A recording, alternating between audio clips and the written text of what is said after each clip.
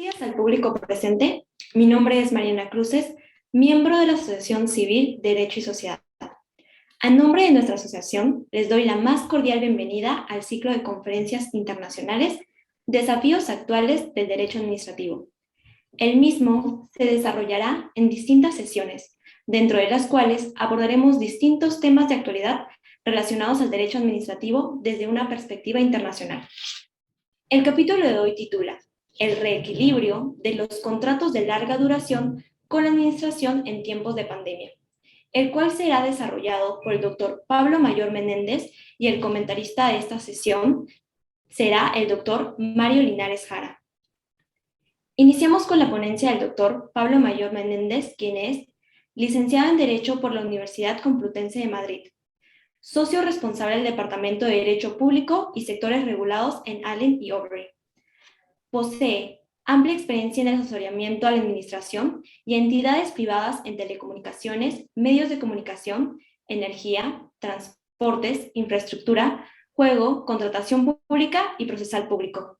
Es autor de muy diversos artículos y coautor de varios libros en las materias anteriormente referidas, además de ser profesor de Derecho Administrativo. Adelante, doctor. Puede iniciar. Usted tiene 40 minutos para desarrollar el tema. Muy bien. Muchísimas gracias. Lo primero, agradecer, por supuesto, la invitación a participar en este webinar y además poder compartir así lo que son un conjunto de cuestiones de enorme actualidad en el derecho administrativo y yo diría que en general también en el propio sector público. Y si bien me voy como es lógico, a ser una regulación fundamentalmente local, pero voy a intentar centrarme en los puntos esenciales que creo que pueden ser comunes a este tipo de contratos en el conjunto de cualquier sistema jurídico. Primero voy a hacer un planteamiento general de lo que son el tipo de contratos a los que nos estamos refiriendo y cuál es la problemática que plantean, en fundamental en el tema de reequilibrio económico-financiero como consecuencia de circunstancias acaecidas durante su vigencia, cuál es el régimen jurídico general. En segundo lugar, me referiré en concreto a cuáles han sido los principales desarrollos legislativos y los problemas principales que se presentan en el ordenamiento jurídico español y europeo, y creo que también sería aplicar desde luego al Perú y en general a cualquier sistema concesional, en particular como consecuencia de la pandemia sufrida por el COVID-19 y las medidas adoptadas por los gobiernos para combatirlo. Y por último, me referiré como un poco a modo de conclusión los problemas que plantea en este momento la judicialización, porque gran parte de estos conflictos están derivando en problemas ante los tribunales y posibles soluciones a esta cuestión. Bien, comenzaré por la primera parte de las tres, por tanto, las dos primeras son las más extensas. La primera parte referida al planteamiento general. Un planteamiento general que exige referirse en primer término a qué tipo de contratos nos estamos refiriendo. En concreto son lo que en el ámbito del derecho español y también del derecho de la Unión Europea se llaman concesiones de obras públicas y concesiones de servicios públicos. En ambos casos estamos hablando de contratos de largo plazo en los cuales la administración encomienda, tras el correspondiente proceso de licitación, a un tercero, a un actor del sector privado. En el primer caso de la concesión de obra pública, la construcción y mantenimiento de una obra pública. En el segundo caso, la concesión de servicios, la gestión de un servicio de titularidad de la administración que hace el contrato para la explotación de la obra o la explotación del servicio durante un plazo determinado, recibiendo a cambio, como principal contraprestación, el derecho a explotar esa obra o servicio, acompañado, en la mayor parte de los casos, de un precio por parte de la administración. En este tipo de contratos, pues, que pueden ser pues, el ámbito de las concesiones de obras, las de las autopistas de peaje o cualquier infraestructura, un puerto, un aeropuerto o la construcción de un parking, hasta el ámbito de la gestión de transportes, pues, la gestión de transportes de los servicios regulares o de transporte de viajeros. En España es un régimen concesional para el transporte de viajeros, por ejemplo, por autobús, o servicios esenciales como puede ser el abastecimiento, el alcantarillado, los residuos en numerosos ayuntamientos. Esta cuestión de esta diferencia de tipos, esto creo que es también común a muchos otros países, plantea que son muchas las administraciones implicadas. Una es la que gestiona muchas veces la obra o el servicio, que puede ser una administración estatal o regional o local, y luego también un ámbito que afecta mucho, que es la normativa, la legislativa, la que dicta normas o la regulación concreta, que puede ser una administración independiente o todas estas administraciones simultáneamente, las que dictan normas que afectan también a la prestación de ese contrato. En estos contratos de concesión de obras o de servicios hay como elemento definidor, como elemento esencial para calificar un contrato con esta naturaleza, es lo que se denomina transferencia del riesgo operacional. Es decir, es esencial que el concesionario en la explotación de esa obra o de ese servicio asuma un riesgo, que puede ser un riesgo de demanda, un riesgo de suministro, y que en el ámbito de la Unión Europea se concreta en que es esencial que no esté garantizado que el concesionario vaya a recuperar las inversiones realizadas ni cubrir los costes en que hubiera incurrido como consecuencia de la explotación de las obras o de los servicios que sean objeto de la concesión, y que el riesgo que asuma no sea un mero riesgo nominal o desdeñable, sino que sea un riesgo real. En segundo lugar, junto a este primer elemento de configuración esencial, hay otro, que es el que ha ocupado, yo diría, en los últimos 50 años del derecho administrativo y de la regulación de todos estos sectores, infraestructuras, transportes, es que como en estos contratos operan dos principios, que son como el anverso y el reverso. Por una parte, el llamado principio de riesgo y ventura, es decir, el concesionario tiene que explotar la obra o explotar el servicio a su riesgo y ventura, es decir, asumiendo el desarrollo y las circunstancias que pueden concurrir en un plazo largo de 25, 30 o 20 o 40 años, en función de cuál sea el plazo inicial de la adjudicación, que de acuerdo con una jurisprudencia muy reiterada es el alia normal, el desarrollo normal del contrato.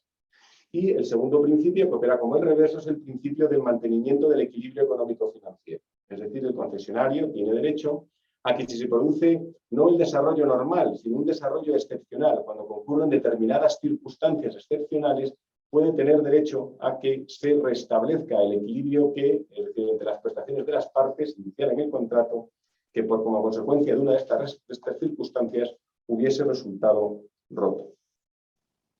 En tercer lugar, y como tercer elemento esencial, hay que tener en cuenta que existe ya una muy amplia legislación y jurisprudencia sobre cuáles son las causas que pueden dar lugar al restablecimiento de ese equilibrio económico-financiero durante la vida del contrato.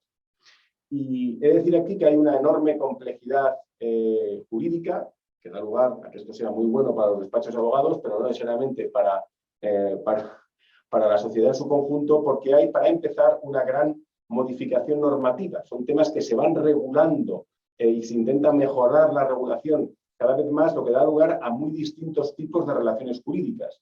Y al menos en el derecho español, y con claridad desde comienzos de hace ya más de 15 o 20 años, está establecida la regla con claridad que se rige cada contrato, cuando hay que restablecer el equilibrio económico-financiero, por la legislación que estaba vigente en el momento en que se adjudicó, y lo cual da lugar a distintos regímenes jurídicos, no un régimen unificado, sino con muy distintas particularidades en esta cuestión. Y además ha habido, con el paso de los años, un progresivo endurecimiento de la regulación, fruto de, sin duda, excesos que han existido tanto por parte de la Administración como por parte de los concesionarios en recurrir a este principio de equilibrio económico-financiero, que en general debía ser bastante excepcional, a supuestos muy usuales de mejorar la prestación de servicio o incluso de afrontar determinados problemas durante la vida de los contratos. Ello ha dado lugar que en el ámbito del derecho español y en particular en el ámbito del derecho de la Unión Europea, que primero necesariamente debe acoger, se ha cada vez más restringido las causas por las que se puede operar un restablecimiento del equilibrio económico-financiero y se hayan establecido unos requisitos mucho más precisos, intentando circunscribir al máximo estos casos. Y con carácter general, las causas por las que puede producirse, desde un punto de vista legal, un restablecimiento del equilibrio económico-financiero en un contrato durante la vida del mismo son cuatro causas diferentes. Primera es lo que se conoce como el jus variandi, es decir, el derecho que tiene la Administración como una prerrogativa especial, y esto es una gran diferencia respecto a los contratos de carácter privado, para modificar el contrato durante la vida del mismo cuando concurren ciertas circunstancias excepcionales que así lo justifiquen. Este derecho de jus variandi ha sufrido una precisión muy clara a lo largo de los últimos 20 años. Hasta yo diría que hasta el año 2007, existía una regulación muy somera que decía básicamente que la Administración tenía derecho a modificar el contrato durante la vida del mismo siempre que concurriese una causa de interés general que lo justificara y que se acreditara convenientemente en el contrato, a través de un expediente administrativo. Esta regulación tan parca dio lugar a una, sin duda, exceso en la introducción de modificados durante la vida de los contratos y ha dado lugar a que se haya precisado y que la Unión Europea, la jurisprudencia del Tribunal de Justicia y también la jurisprudencia nacional haya dicho con claridad que no puede nunca producirse una variación del contrato cuando, como consecuencia de esa modificación, estemos realmente ante un contrato distinto o se produzca una modificación sustancial de sus términos, pues para evitar que se produjeran ampliaciones, prórrogas excesivas de los plazos, etcétera, etcétera. De manera que ahora solo es posible que se produzca una modificación durante la vida del contrato, primero, si está expresamente previsto en los pliegos que rigen la adjudicación, que durante la vida del contrato se pueda producir esta modificación de una forma clara, precisa y por qué causas, o segundo, en una serie de supuestos no previstos en los pliegos, pero que pueden justificar esa modificación. Entre ellas, y por la importancia que tiene de cara a la pandemia, está prevista en la ley vigente en España, el sector público, que pueda ser modificado el contrato durante la vida del mismo cuando haya circunstancias sobrevenidas y que fueran imprevisibles en el momento que tuviera lugar la licitación, siempre y cuando se cumplan tres condiciones. Primero, que la necesidad de modificación se derive de circunstancias que la Administración no pudo prever.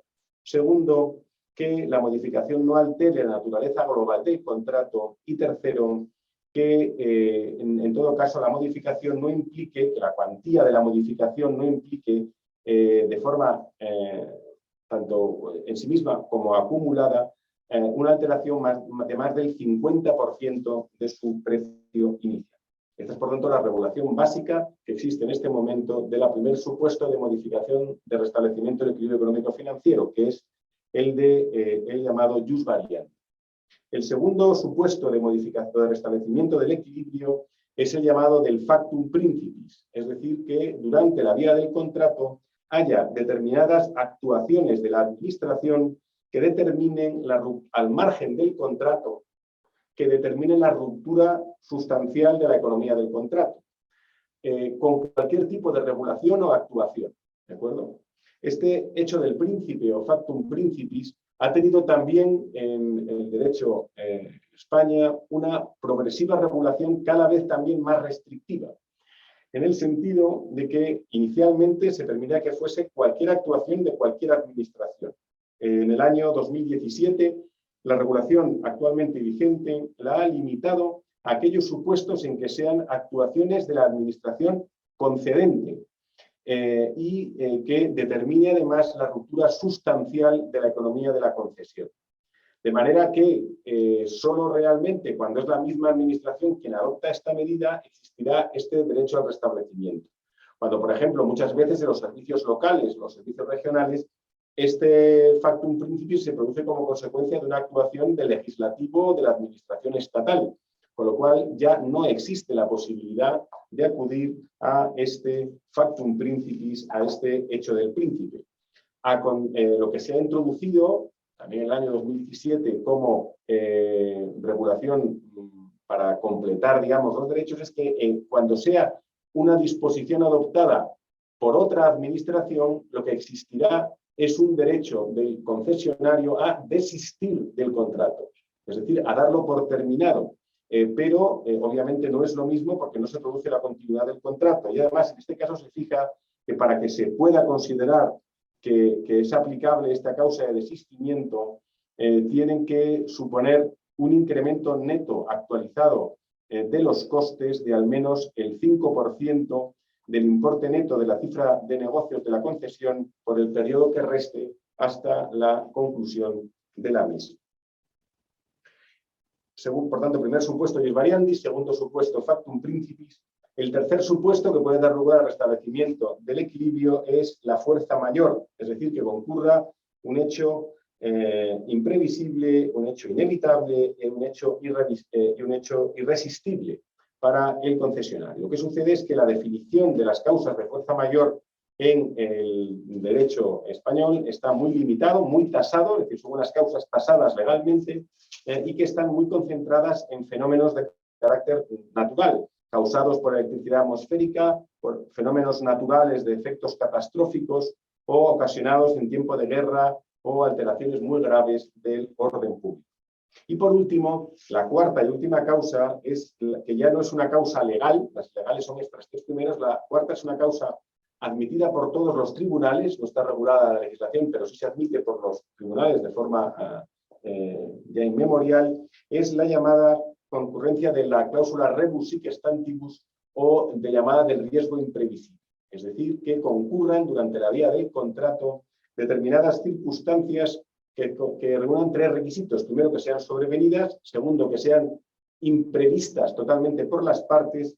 Y tercero, que se produzca la ruptura de la economía de la concesión.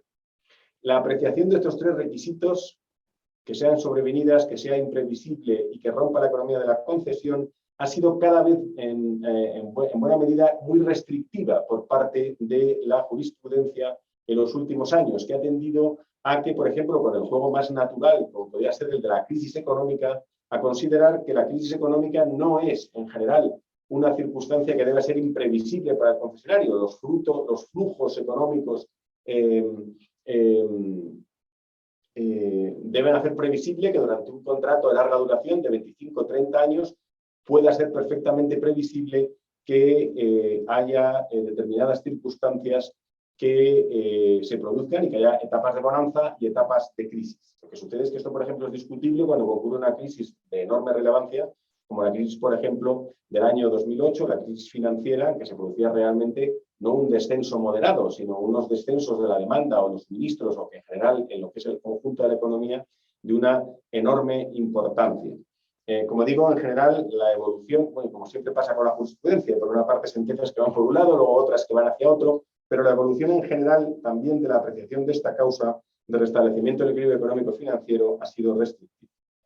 Y por último, dentro de este planteamiento general, para terminar esta primera parte, que es un poco la más de planteamiento, es recordar simplemente que una vez que concurren estas causas de restablecimiento del equilibrio económico-financiero, las medidas que se pueden adoptar para restablecerlo son también variadas. En general pueden afectar a cualquier cláusula de contenido económico del contrato. ¿Cuáles son las más características? Pues la primera, que puede haber, si hay que restablecer el equilibrio económico-financiero, un incremento de la retribución del concesionario, que son bien un incremento de las tarifas que pagan los usuarios de la obra o del servicio, bien un incremento de la retribución que paga la administración, lo que parece más razonable en principio para evitar que sea finalmente el usuario quien tenga que pagarlo. O segundo, la disminución del canon o de las inversiones que tenga que pagar el concesionario de la administración. O tercero, pues el pago directo de una indemnización por los daños del concesionario, que esto apenas se utiliza nunca. Y luego un cuarto, instrumento que también se ha usado mucho quizás en el pasado, que son las prórrogas, es decir, dar más plazo a la concesión.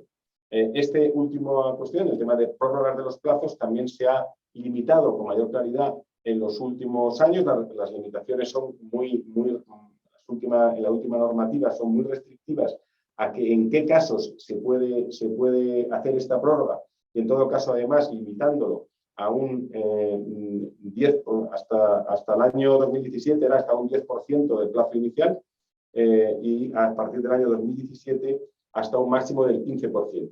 Recordad que los plazos también en general, pues según el tipo de contrato, suelen oscilar entre 20, 25, 40 o 50 años, el máximo respectivo para cada uno de los contratos, plazos que en principio nunca pueden ser superados cuando se otorga una prórroga. Siempre tienen el plazo máximo como, o sea, no pueden sumarse años al plazo máximo previsto por la ley. Bien, este es el planteamiento inicial de lo que son la regulación básica del ámbito de este tipo de contratos en el derecho español, y también siguiendo por obligación lógicamente normativa también los principios establecidos en las directivas de la Unión Europea y en la jurisprudencia del Tribunal de Justicia de la Unión Europea. Bien, con ocasión de la pandemia del COVID-19 se ha producido obviamente una situación de enorme complejidad para todos los implicados. Una enorme complejidad que hay que entender de las dos perspectivas. Desde la perspectiva de la administración, pues obviamente la necesidad de asegurar que servicios esenciales para la comunidad, como digo, pues el abastecimiento de agua, el alcantarillado o el servicio eléctrico o los servicios de transportes o las infraestructuras esenciales seguían estando disponibles y seguían prestando ese servicio con continuidad y con calidad, pero al mismo tiempo disminuía de manera dramática las tarifas pagadas por los usuarios, básicamente por los confinamientos y las medidas de enorme restricción tomadas por parte de la administración. Pero luego, al mismo tiempo, pues, la tendencia lógica de la administración es a tomar medidas indispensables para permitir que esos servicios se puedan seguir prestando, pero luego, al mismo tiempo, cuando después la situación empieza a mejorar un poco, pues, lógicamente, ante la avalancha de reclamaciones por parte de los concesionarios para intentar restablecer el equilibrio económico roto como consecuencia de estas actuaciones, lo que se ha producido es, lógicamente, pues una interpretación muy restrictiva de los criterios aplicables para que se produzca este restablecimiento.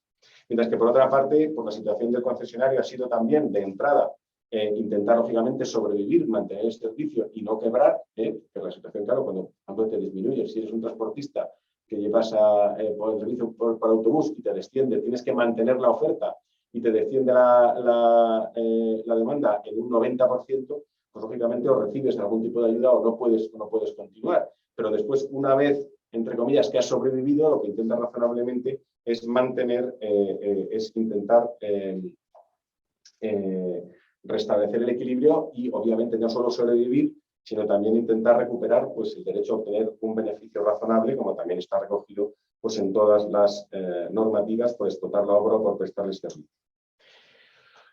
En España ha habido una regulación específica. Hay que recordar también que en el ámbito de la Unión Europea, en general todo ese tipo de normas siempre se ve una gran restricción. Ha habido, tanto en el ámbito de Eurostat como en el ámbito de las autoridades de la comunidad, en los distintos sectores, ha habido regulación dirigida a permitir ciertos regímenes excepcionales y provisionales para permitir la continuidad de estos servicios. Siempre dentro de los principios básicos de proporcionalidad, razonabilidad, etcétera, etcétera. En España ha habido dos momentos temporales distintos desde el punto de vista jurídico.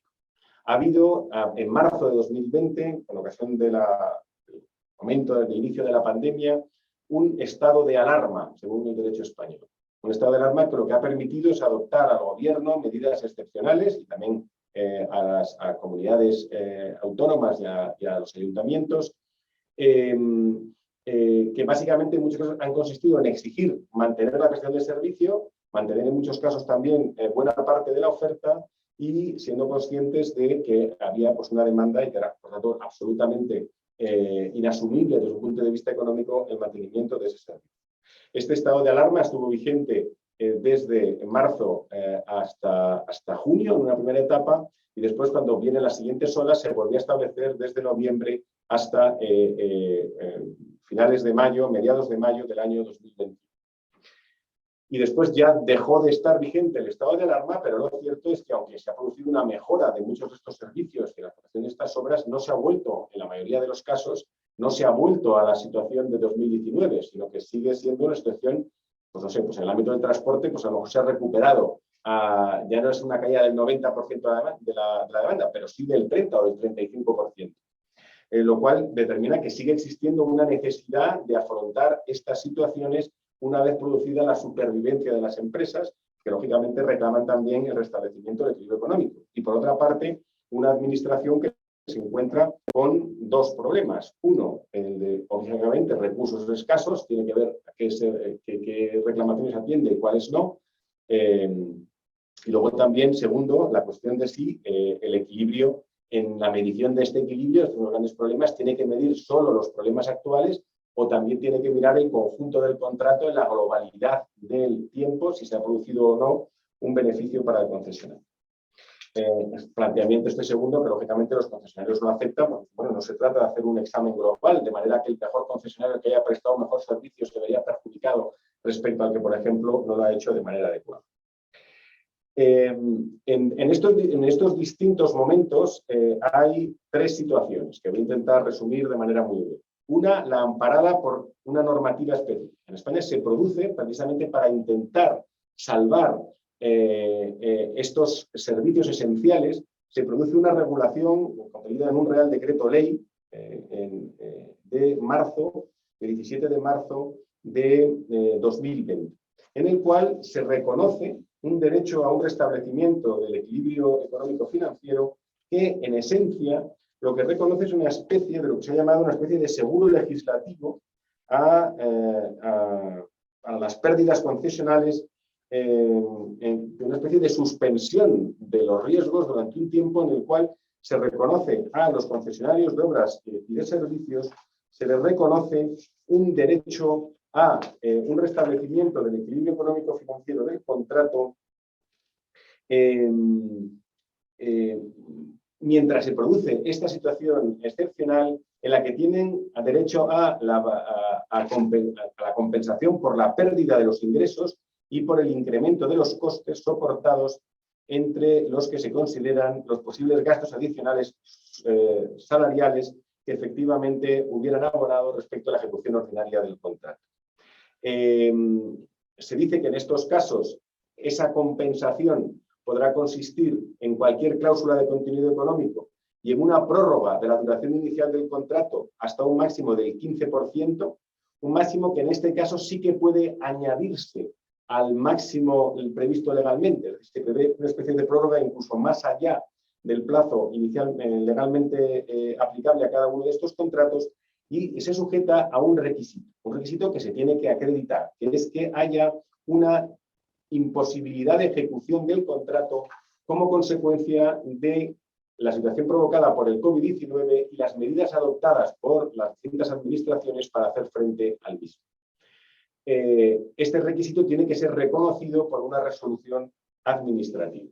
Como pueden ustedes imaginarse, el problema que había es cuándo concurría o no este requisito material, cuándo se ha reconocido que había una imposibilidad para prestar el servicio. Inicialmente hubo una interpretación muy restrictiva por parte de la administración. Entender, basándose en los informes de la Abogacía General del Estado en el ámbito estatal, que era necesario que concurriese una imposibilidad absoluta. Lo cual, yo soy abogado del Estado de origen, era excesivo en el sentido que precisamente no se producía una imposibilidad. Los coches seguían circulando por las autopistas de manera limitadísima, los transportes seguían prestando servicio, se seguía prestando servicio de suministro o de recogida de residuos. Lo que sucedía es que con obviamente, unas circunstancias absolutamente distintas al desarrollo normal del contrato.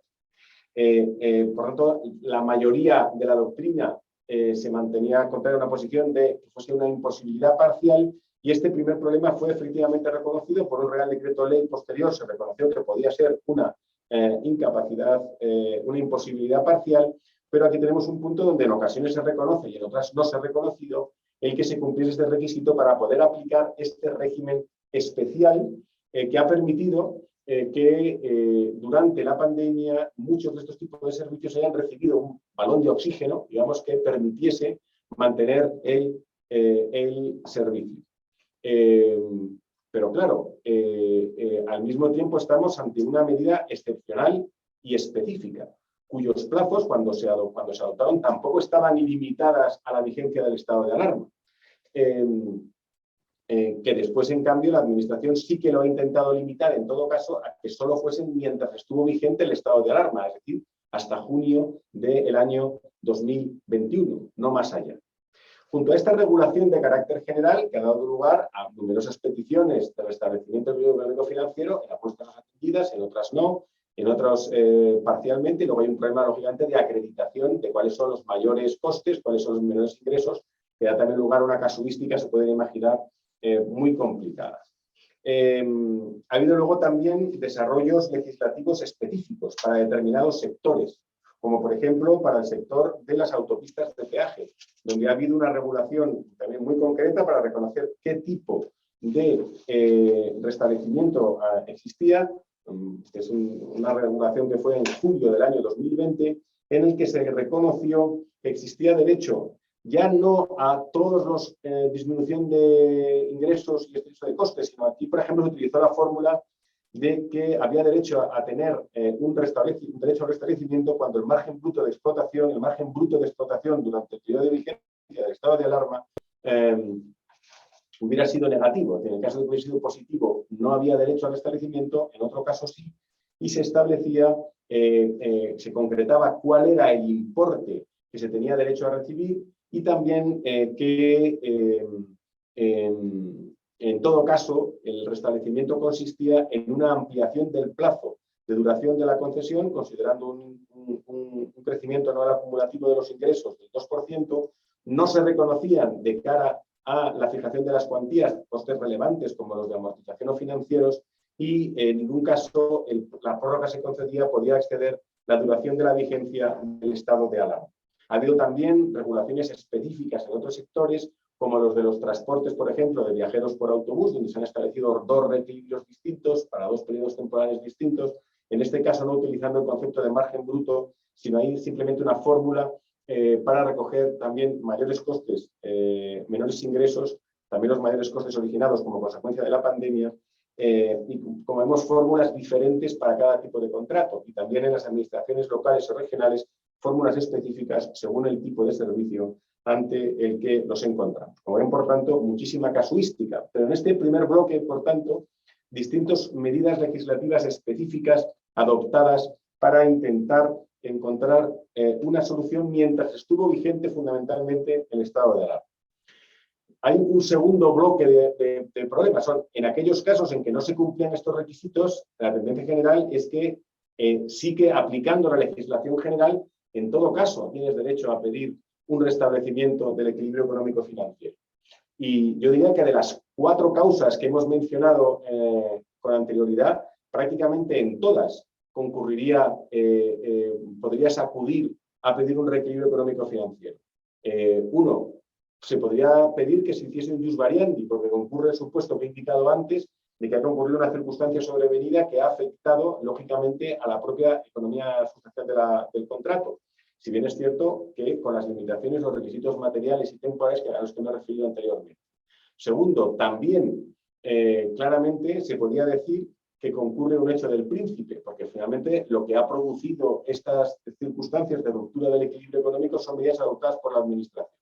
Lo que sucede es que, como antes he señalado, el hecho del príncipe ahora está referido a la normativa exclusivamente a acciones adoptadas por la misma Administración, lo cual no sirve, por tanto, de aplicación si la Administración que ha adoptado esas medidas es de diferente naturaleza.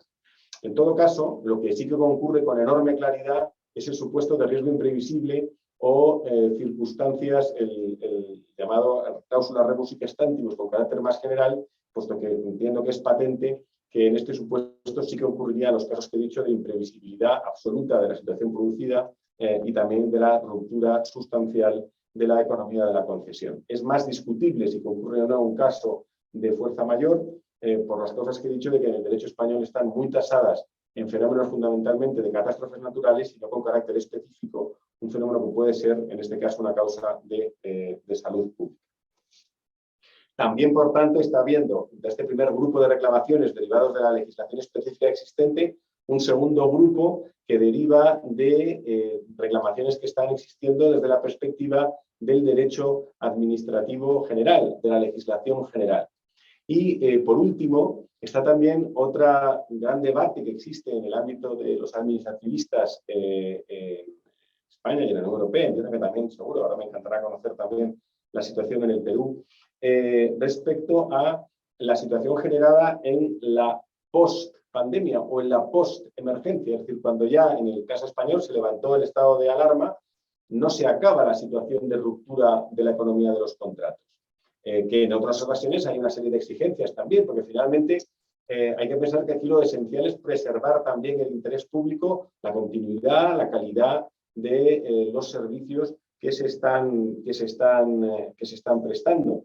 Y, por tanto, hay distintas alternativas en este momento, porque lo cierto es que en buena parte de estos contratos sigue existiendo un claro desajuste entre los costes y los ingresos, no está ni mucho menos recuperado a los niveles prepandemia y, por tanto, hay distintas alternativas. Hay parte de la doctrina administrativa española que considera que sigue siendo de aplicación la regulación establecida, esta excepcional establecida en el Real Decreto Ley de marzo de 2020.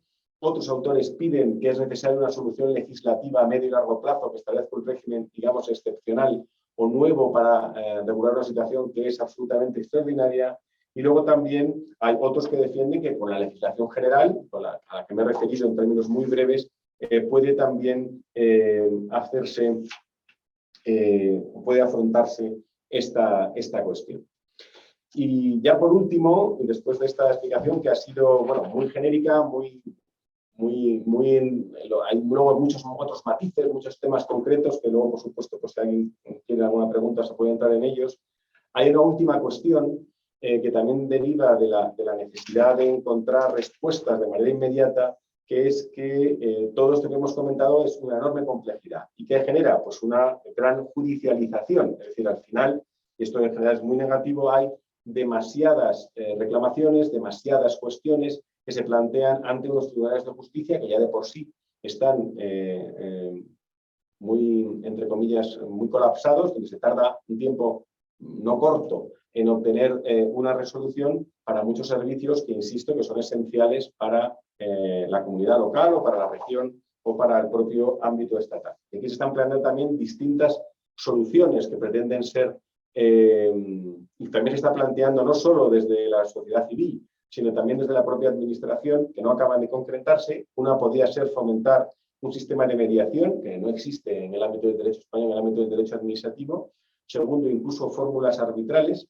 O tercero, también dotar de ciertas facultades que hasta ahora no tienen a unos órganos que existen hace 4 o 5 años, son tribunales administrativos que resuelven los recursos, en este caso con rapidez, resuelven en 2 o 3 meses los recursos contra las adjudicaciones o las licitaciones, que también tuviesen facultades. Además son órganos independientes y cierto prestigio, digamos, en su composición y constitución y funcionamiento, a los que se pudiesen encomendar la resolución de estas reclamaciones, haciéndolos mucho más cortos que en lo que sería un largo peregrinaje ante los tribunales y los distintos recursos posteriores.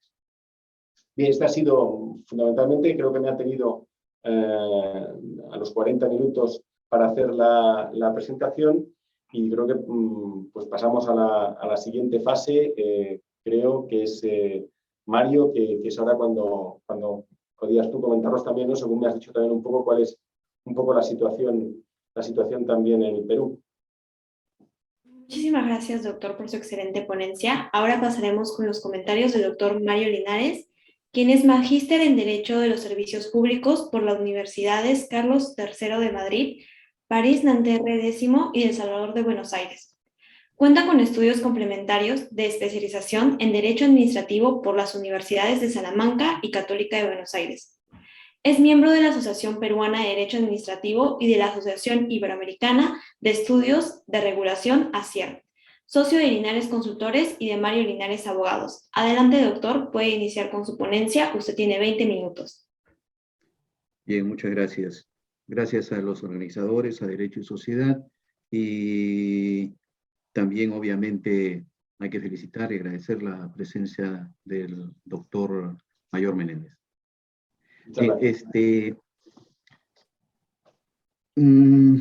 Antes más o menos de dar un repase o comentar algunos puntos, referidos, por quien me ha antecedido,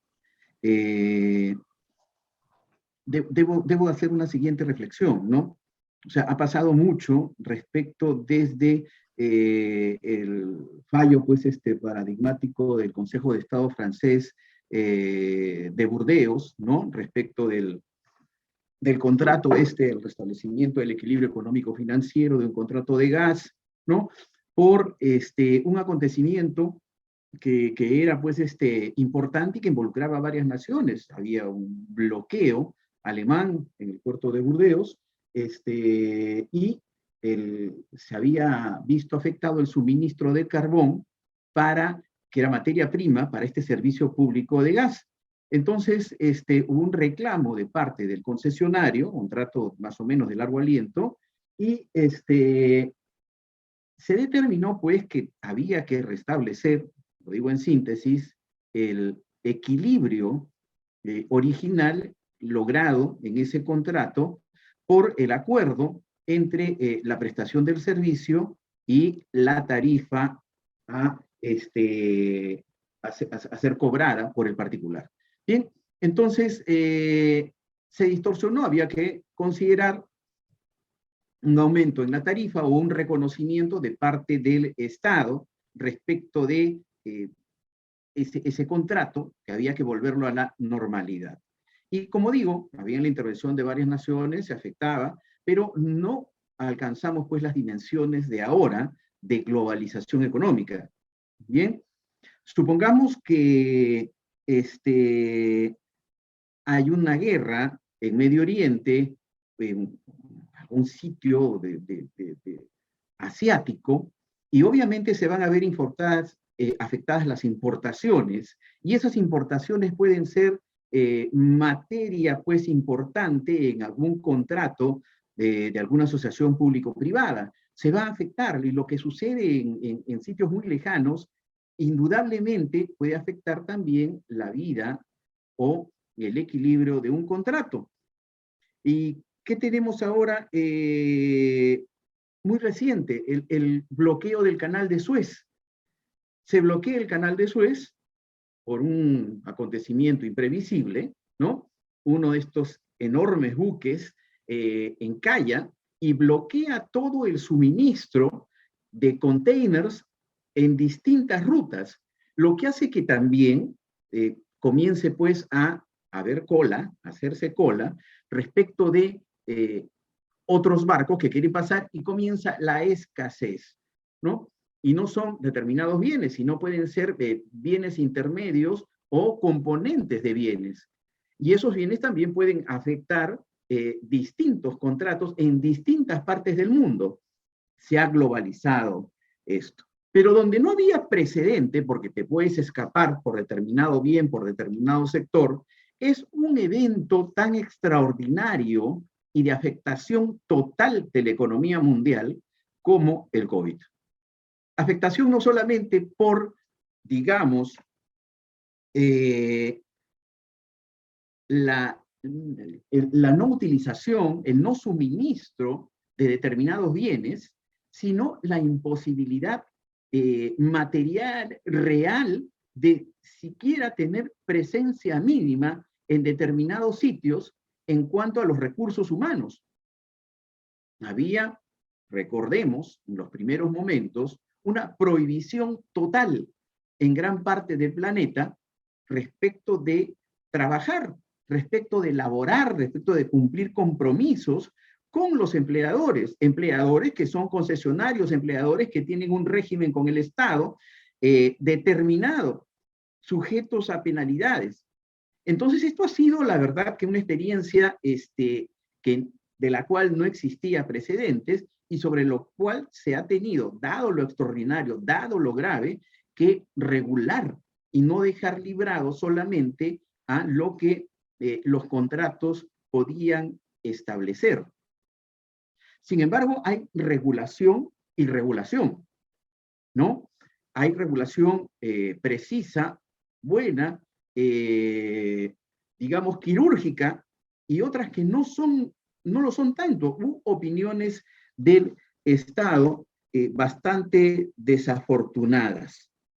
Yo paso a lo que había indicado, ¿no?, el profesor Pablo Mayor, en relación a el jus variandi, que afecta pues el equilibrio del contrato, que ha sufrido una evolución desde hace 20 años, que antes existía una regulación muy somera en España, ¿no?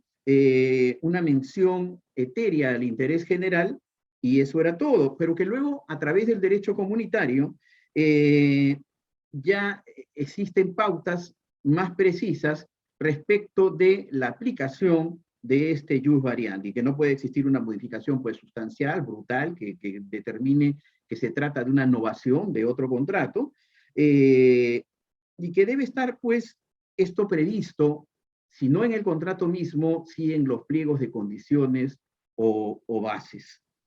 La necesidad debe ser, obviamente, conforme a la doctrina universal, imprevisible, que no se altere la sustancia entonces del contrato, que no se altere en más del 50% el precio del mismo. Me parece bastante alto, bastante alto, pero vamos, hay circunstancias que seguramente se están previendo, acontecimientos que han implicado esta variación de hasta el 50% del contrato y que el mismo subsista, ¿no? Entonces, puede haber un jus variandi hasta el 50% en lo que es regulación europea, si es que estoy entendiendo de forma correcta, ¿no? Bien, lo enunciado. Tenemos luego el factum principis, que vamos a darle un aire republicano, ¿no? Hablemos de hechos del Estado, ¿no?, que también afectan al contrato. Las actuaciones de la administración que determinan sustancialmente alteraciones económicas. Se habló de un derecho del desistimiento del contrato por incremento de costes del 5%, y ahí sí me remito a una,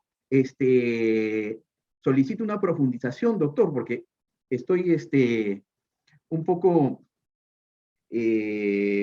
admirado de este asunto, del derecho del desistimiento por un incremento del coste de solamente el 5%, cuando estamos hablando que por jus variandi se admite hasta el 50%. Luego tenemos lo expuesto relativo a la fuerza mayor y la cláusula de riesgo imprevisible, y que se ha determinado pues que una crisis económica no es riesgo imprevisible, dada pues la longitud del espacio, la temporalidad del contrato que es enorme. Estamos hablando de contratos, ¿no?, de 10, 15, 20, 40 años. Bien, vayamos a este asunto del jus variandi y aterricemos un poco en nuestra realidad. Causó bastante revuelo, admiración, nos sobrecogió a muchos, un informe contenido en el oficio del Ministerio de Economía y Finanzas, el 063-2020, que señaló lo siguiente, que las disposiciones normativas adoptadas en el contexto de la pandemia no son causal de fuerza mayor, porque los efectos de la aplicación de una norma no constituyen ello, porque no son eventos externos, inesperados, fuera de control de las partes y que obstaculizan el cumplimiento de obligaciones. La verdad que es sobrecogedor esto, ¿bien?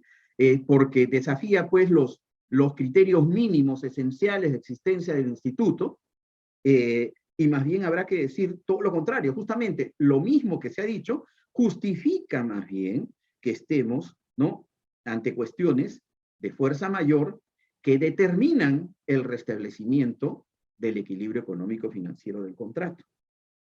Sin embargo, debemos decir que cada contrato debe analizarse de todos modos, lógicamente, y así exista regulación o no, cada contrato merece un análisis particular. ¿Por qué es esto? Hablemos de una reparación integral ante fuerza mayor o hecho del príncipe. ¿Existe una reparación integral? ¿Sí o no? ¿Existe en el régimen de las asociaciones público-privadas y en el de obras una reparación integral? Si estamos a la dogmática tradicional, digamos, en sus inicios, ¿no? Se decía que la reparación no debiera ser integral y que estaba dada solamente en función a ayudar, a darle una ayuda al contratista, porque lo que importaba esencialmente era el cumplimiento del servicio público. Bien, eso era lo importante y determinante y no había más.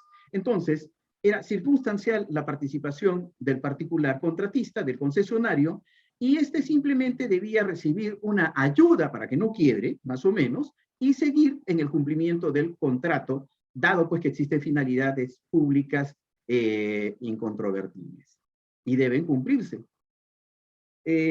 Luego se evolucionó en esto y se señala, Granillo Campo tiene un libro, un profesor argentino, respecto de este asunto del mantenimiento del equilibrio económico-financiero del contrato en una reparación entendida como integral, en función al principio de igualdad ante las cargas públicas.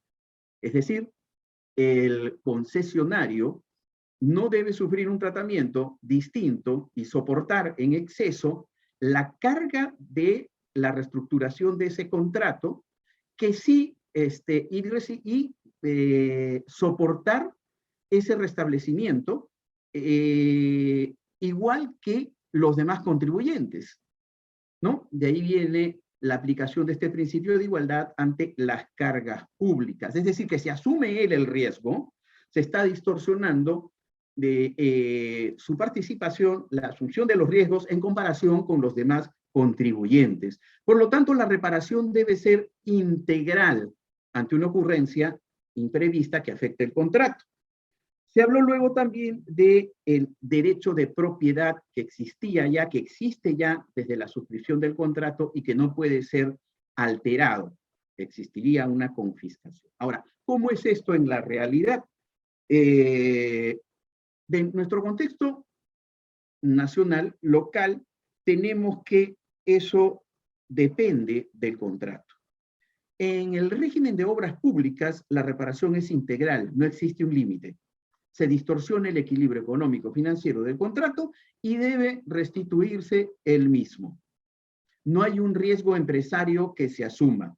Y es una cuestión simplemente de fomento, de participación, de otorgar un derecho a los contratistas. En cambio, en el régimen de las APPs, donde existen grandes inversiones, esto va a depender de cada contrato.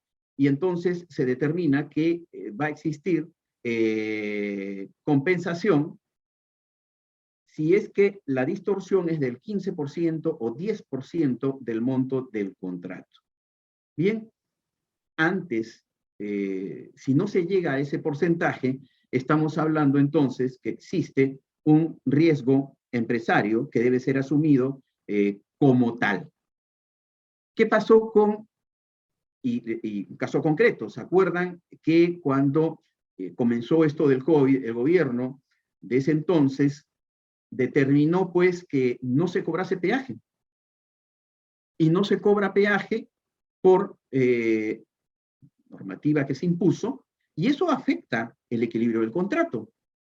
Sin embargo, no se podía pues utilizar el componente del restablecimiento del equilibrio económico porque no se llegaba a una distorsión en los porcentajes establecidos en todos los contratos. Pasó a ser un riesgo en la práctica, de facto, un riesgo empresario. Ahora bien, ¿quién va a determinar en los casos concretos esto? ¿Exista regulación o no? ¿Exista una interpretación de los contratos? Los árbitros.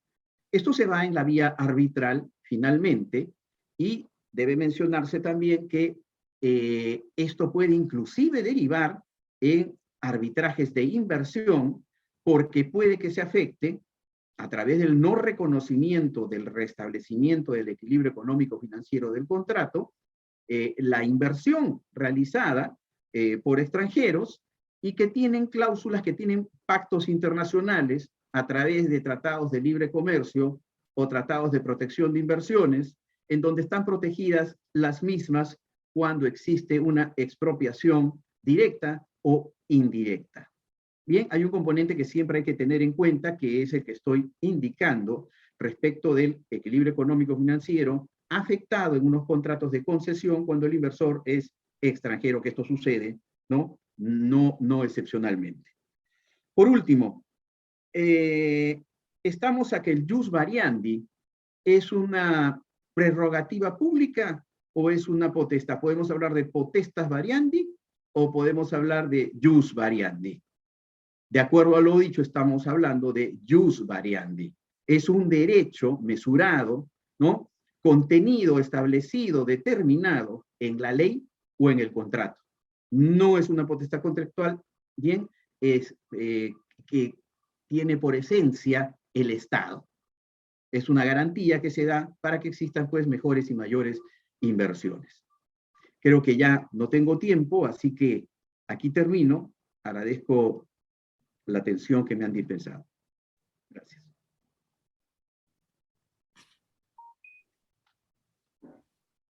Muchísimas gracias, doctor, por su excelente ponencia. La Asociación Civil Derecho y Sociedad y mi persona se encuentran agradecidas por la notable ponencia del doctor Pablo Mayor Menéndez y el doctor Mario Linares. Esperamos puedan acompañarnos en una próxima ocasión. Reiterar el agradecimiento al público presente y recordarles que próximamente lanzaremos la fecha de nuestra próxima edición. Esperamos su asistencia. Buenas tardes.